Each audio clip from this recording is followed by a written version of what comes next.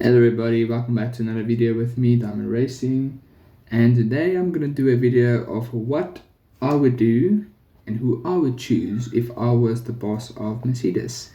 So I'm going to talk about 5 drivers I think they should look into, the driver I think they will choose, and the driver I would choose if I was the boss. So it's just my opinions, and I'll try to give good reason for the people I don't include and the people I do include.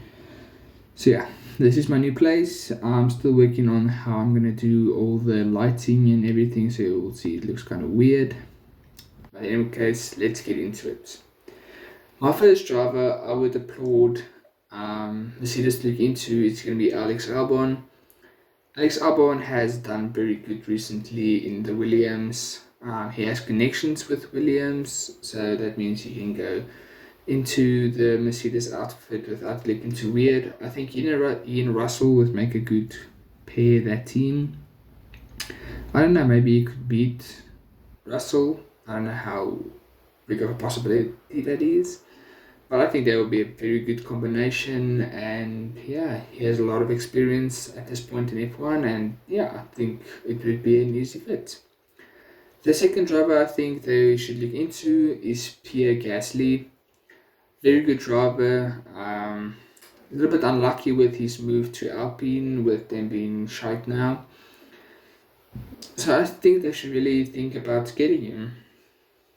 Ocon is not on this list, and I think he has a big possibility, but this is if I was. And I think Gasly is a better driver, better marketable, and he and Russell maybe will be better than Russell and Ocon, because Ocon isn't the best of teammates. So that's possibly why I think he's a better option, and I think he's a better driver. But Ocon does know the team a bit better. But I think that will be the best opportunity for Gasly to move up to a team that isn't Red Bull, because that bridge has burned. My third driver is Fernando Alonso. Of course, Fernando Alonso is going to be on this list. The rumors about him going to Mercedes are wild at the moment. So Alonso is a world champion, and Mercedes like to have at least one world champion in their team, so why not go for him? They could maybe do him for a year and then put someone else in his place, or 2 years, but I don't think they have anything to do with the championship this year or next year. So possibly not the right choice for Alonso if he wants to win a championship, but I think it could be cool seeing him and Russell together in the same team. So I don't know. I think that would be very interesting. My fourth driver is an unorthodox one. It's going to be Kevin Magnussen. He's been doing very good this year so far. This is before the Japanese Grand Prix. So maybe, I don't know, Nick Hulkenberg, I don't think he would go to Mercedes. I think they should look into Magnussen. I think he is younger. He's doing pretty good this here as of yet. Yeah, maybe just for a 1 or 2 year contract, just see what he can do. I think that would be interesting.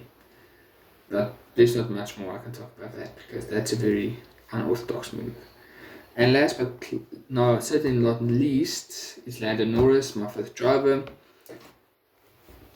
Norris has connections with Mercedes through the engine compartment. He's a very good driver. I think he and Russell get along good. I think he's better than Russell. And the only problem I think there is would he leave McLaren for Mercedes? Even though McLaren are better than Mercedes at the moment. So I don't know. It depends on how much he trusts in McLaren and how much he trusts in Mercedes. But I don't think he would change teams. But these are the 5 drivers I think they should look at.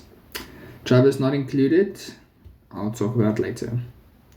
The driver I think will drive for Mercedes in 2024 or 2025 is Carlos Sainz or Fernando Alonso. So I couldn't decide between the two. Carlos Sainz is a very good pick at this moment, very hot topic. Just won the Australian GP. Mercedes would be happy if they can get him maybe for a year or two. If the rumors are true that they want Kimi Antonelli for maybe 2026, 2027. So I love Carlos Sainz a lot, and I think he's a very good driver. If he goes from Ferrari to Mercedes, that would be super cool to see. He maybe not win the championship, but he will be in a very fast car. So, really hoping for that. And I've already talked about Alonso. I really think he has a big chance of getting in that seat.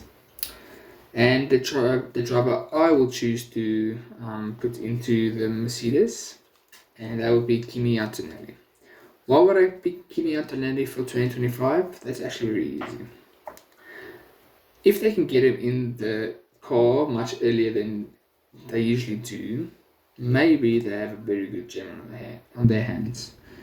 So I think take the chance, put Kimi Antonelli in the car, and just see what happens. You know, we've seen Oliver Behrman in the Ferrari and he did bits. Why not put while Mercedes are struggling quite a bit, and they will probably struggle in 2025, let him get used to the car, get used to F1 in 2026, maybe, start with a bang. Not being a rookie at that time, so I think they should really take the lead with that, with Kimi Antonelli. Okay, now the drivers I don't include and why. Verstappen, I don't think he will leave Red Bull for Mercedes. Not a chance. Sebastian Vettel, my favorite driver ever, like you can see there. I just don't think he will exit his retirement for Mercedes, but the more I think about it, maybe he can, because they are a German company. I don't know. They're not at the best at the moment, and it would be really cool to see him in there, but I don't think he will. I can't think of any other drivers that has possibility to get the seat. So that's probably all I can think about. So thank you for watching this video.